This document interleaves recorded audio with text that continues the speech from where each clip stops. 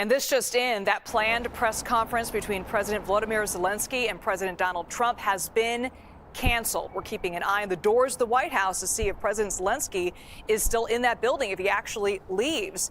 I want to bring in CBS News foreign correspondent Imtiaz Tyab, who is live now from Kyiv in Ukraine. Imtiaz, I know it's early in the morning there. It's very hard to talk to people, but can you just kind of give me your reaction to this explosive exchange we saw there at the White House?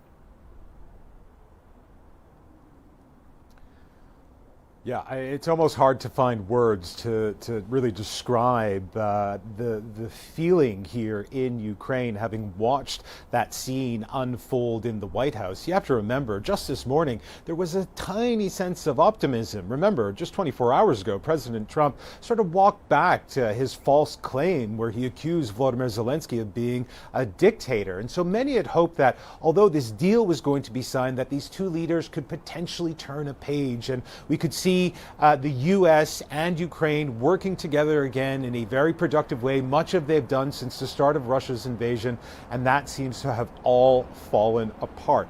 And you have to remember, for the people of Ukraine, this is a terrifying moment. This is a country for the last 3 years has just been brutalized by Russia. Russia launched that full-scale invasion, occupying some areas, leaving behind massacres which really defy belief, and currently occupies around 20% of this country. And the fighting is ongoing every single day. We know tens of thousands of Ukrainians have lost their lives. Tens of thousands more Ukrainians have lost their limbs. There are children growing up with fathers and mothers because of this war, but they believe they had the United States at their back. They believe they had a U.S. president beside them.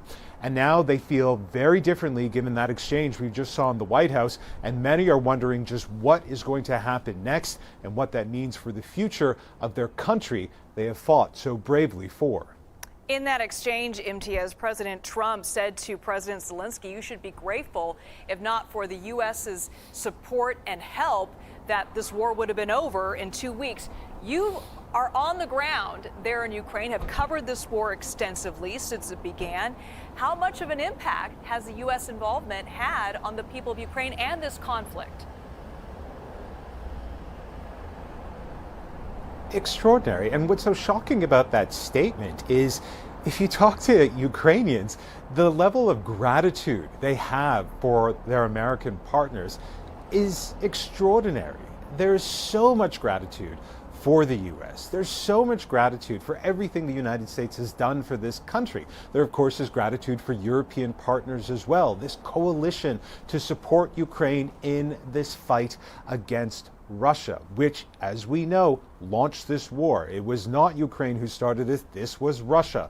As you were hearing earlier, in 2014, Russia also seized territory of Ukraine. That conflict was essentially frozen, and then we saw this full-scale invasion again, and now it's been grinding on for 3 years. I have never seen a people more grateful, for lack of a better phrase, for the support that they've received from the U.S., from the rest of the world, from Ukraine. So to hear that from President Trump, I think many people here would be incredibly shocked and frankly hurt by it. But more importantly, the war is happening here.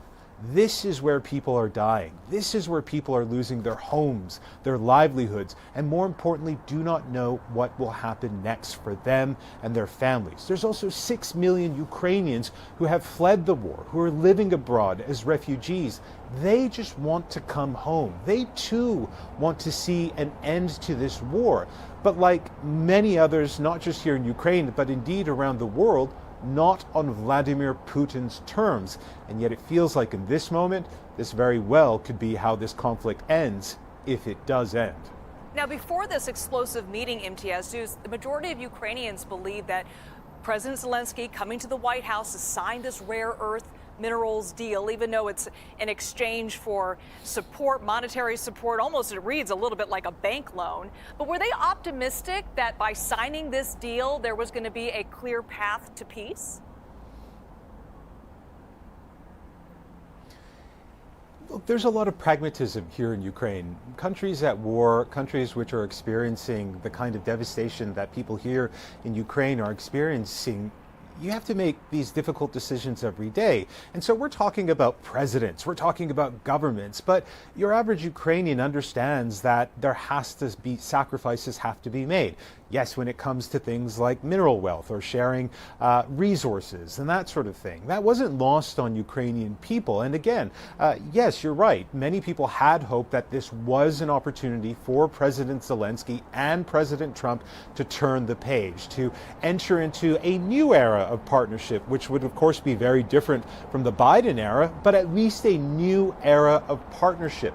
But reading that post on the president's social media site, where it doesn't sound like that is actually what's going to be happening here, it's no doubt going to be the cause of a lot of alarm here in Ukraine as people try to decipher what that means and, frankly, what it does mean. What does the president mean when he made those statements? Does this mean that support for Ukraine will abruptly end? Or does it mean that more negotiations will be had, that Ukraine will have to make more concessions to the U.S.? We just don't have the answer to those questions. But here in Ukraine tonight, there's going to be a huge amount of concern by that scene that they saw in the White House, and the concern that President Zelenskyy may be leaving the White House and that they don't have an agreement with the president, and things could be falling apart very quickly. Imtiaz Tyab live for us in Ukraine, in Kyiv. Thank you so much, Imtiaz.